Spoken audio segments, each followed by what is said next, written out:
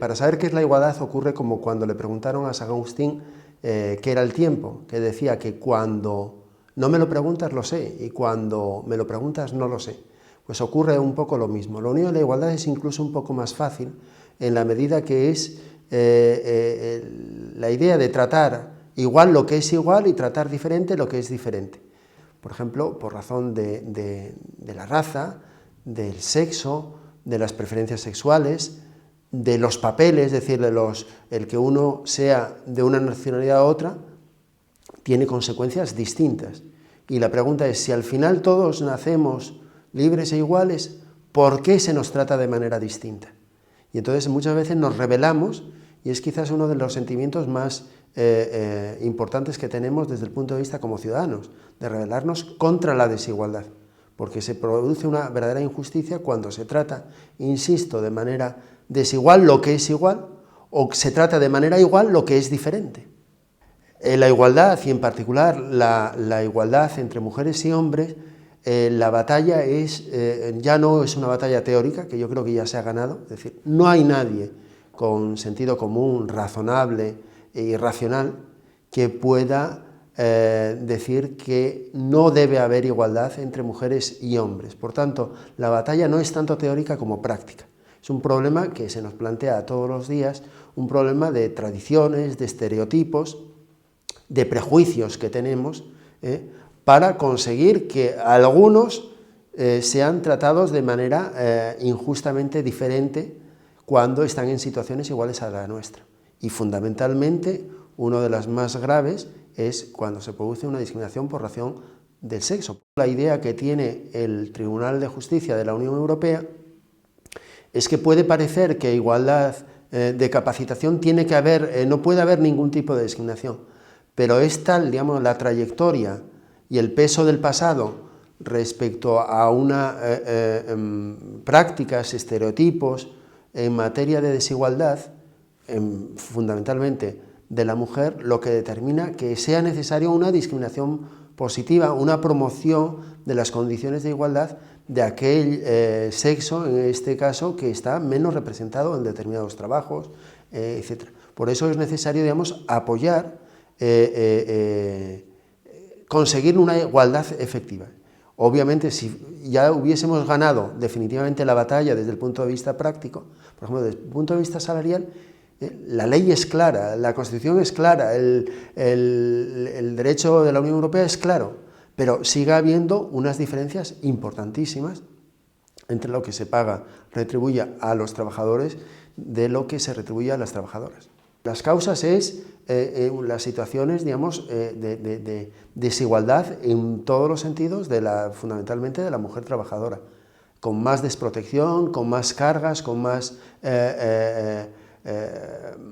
la sociedad le atribuye a la mujer unas funciones que ha ido asumiendo históricamente, pero que han lastrado, por ejemplo, desde el punto de vista profesional, cosa que no ha ocurrido con el hombre.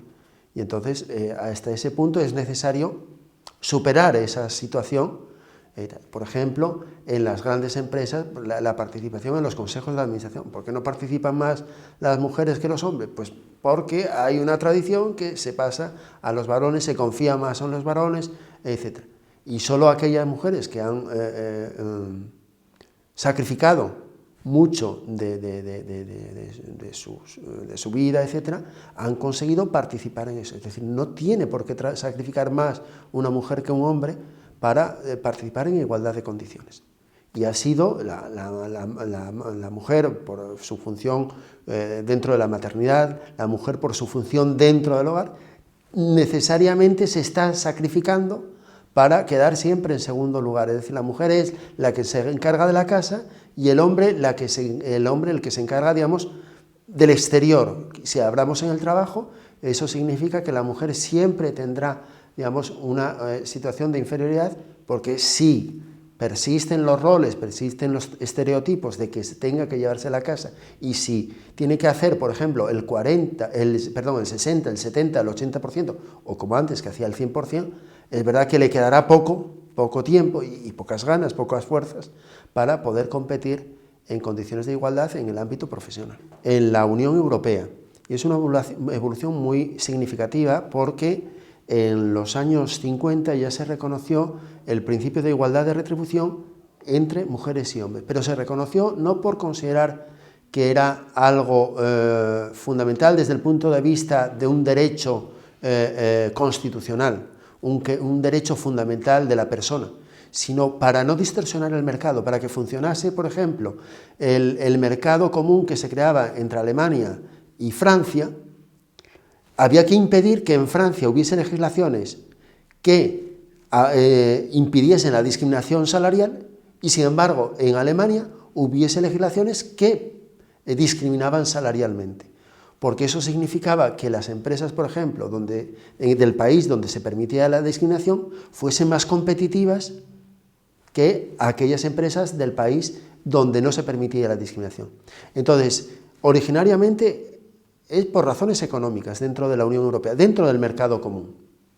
Sin embargo, afortunadamente, en los años 70, 80 y desde luego ahora, pues se ha consolidado como un derecho fundamental. Es algo, digamos, indiscutible, que tiene que existir un principio, o sea, tiene que existir una igualdad entre hombres y mujeres, entre mujeres y hombres.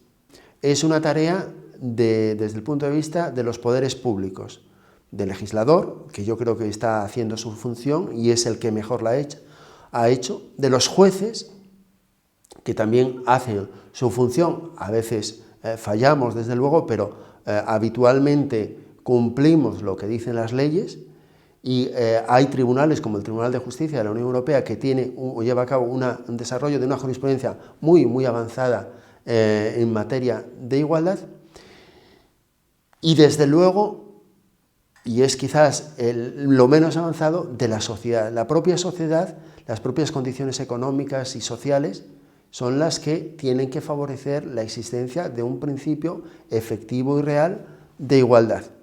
Cuando vemos encuestas recientes, en virtud de las cuales incluso las nuevas generaciones no son igualitarias, no piensan que la igualdad es importante, es entonces para temer que algo no estamos haciendo bien. Pero yo creo que es en el ámbito sobre todo social. Yo creo, insisto, que la batalla de la igualdad la hemos ganado desde el punto de vista teórico, desde el punto de vista legislativo, pero queda mucho por recorrer desde el punto de vista práctico. La violencia de género no es un problema de causas legales ni judiciales, sino es un problema de causas sociales. Hay que preguntarse por qué siguen habiendo, ya no solo de la gente mayor, sino la gente joven, incluso dicen que los adolescentes, que hay violencia de género en una pareja que parece que empieza una vida compartida, ilusionante, etc. Entonces, es algo realmente insospechado, que yo creo que es algo patológico, pero bueno, por ser patológico no deja de ser gravísimo que siga habiendo conductas absolutamente rechazables, absolutamente incomprensibles y que hay que desterrar como sea. La lucha es, con cuanta más violencia de género, más igualdad. Es promover más igualdad, promover la convivencia entre personas de distinto género, entre los ciudadanos, y cuanta más educación y más sensibilidad y más ejemplo veamos, que tenemos que lograr aislar verdaderamente a este cáncer de la sociedad, que sea algo, vamos, absolutamente inaudito, y en ese sentido yo creo que sí estamos ganando la batalla. Yo creo que el marco es bastante avanzado. Tenemos un marco nacional y el que más conozco yo es el marco europeo, que es un marco realmente de promover la igualdad. Hay unos instrumentos jurídicos que tenemos los jueces, pero creo que no está tanto ahí de mejorar, que habrá que mejorarlo, aquello que no sea mejorable, pero yo creo que el proceso, digamos, de codificación y mejora y de progreso en la legislación europea, yo creo que está conseguido. El problema es conseguir la efectividad de todo eso.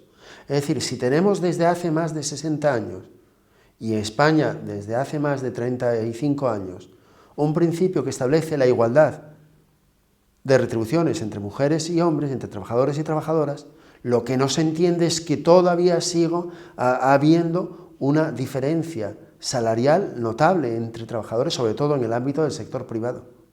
Desde el punto de vista del sector público, a mí no me cabe ninguna duda que no hay esa diferencia, no puede haberla.